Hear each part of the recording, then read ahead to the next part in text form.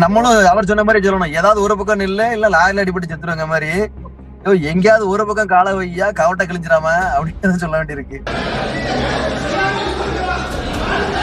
வாங்க அமைதியா வாங்க. ஐயா ஐயா ஐயா எல்லாரும் அமைதியா இருங்க. அமைதியா வாங்க. எல்லாரும் அமைதியா இருங்க. ஒரு நிமிஷம் எல்லாரும் அமைதியா இருங்க. நீங்க யாரும் பேச வேண்டாம். தயவு செய்து வாங்க. தயவு செய்து வாங்க. இங்க வாங்க. எல்லாரும் வாங்க. இதை பதிவு பண்ணுனேன். நீ இதை கட் பண்ணாம போட்டுருங்க. நாடார்ல சேர்வைங்கிற ஒரு பிரிவு அவரு.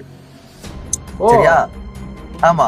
அவர் வந்து இப்ப நாங்கெல்லாம் வந்து நான் நாடார் தான். ரெண்டு பேரும் கேள்வி கேட்டதுல அண்ணாச்சி தெரிங்கி இதுல வர அந்த சாமியார் தான் காப்பாத்தி விட்டாரு. யாரு ஃபாதர் மைப்பா தான். பாருங்க, இது வந்து அரசியல் கேள்வி கேட்கணும். அதை விட்டுட்டு விவிலியத்துல இருந்து கேள்வி கேட்டீங்கன்னா அவருக்கு என்ன தெரியும்? அவருக்கு ஒண்ணும் தெரியாது. அதெல்லாம்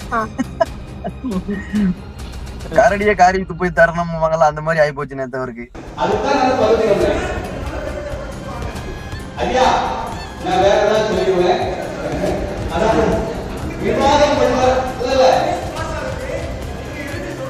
நம்மளும் அப்படிலாம் இல்ல, அதெல்லாம் கிடையாது. அண்ணன் இப்படி வர இருக்கிற இரண்டாம் மீட்பர் அவர் தான். இயேசுனுடைய இரண்டாம் முறையில இயேசு வர மாட்டாரு, சீமான் தான் வருவாரு.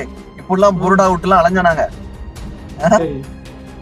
இப்போ அந்த பருப்புல அங்க வேவாது செல்ஃப் எடுக்காது. நாம நினைச்சுக்கிட்டு இருக்கோம் இஸ்லாத்து கிறிஸ்தவத்தை ஏற்றுவது தேவனின் பிள்ளைகள்னு.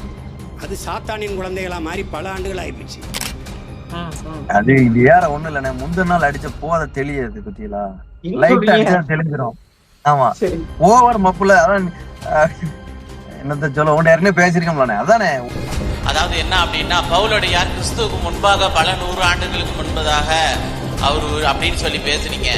அப்ப என்ன கிறிஸ்தவர் மத்தியில அவங்க எல்லாம் சொல்றாங்கன்னா, கிறிஸ்துவுக்கு அப்புறம் தான் பவுலடியார் வராரு.